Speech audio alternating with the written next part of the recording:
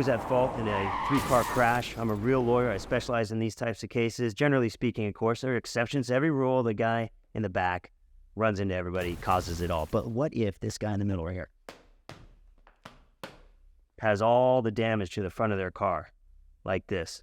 A lot of damage right here, too, to this car. That means that this person probably hit this car first, and then this guy just kind of tails along and taps this car. Exceptions to every rule, don't get me wrong, but this guy right here in the middle, not looking good. He's probably at fault.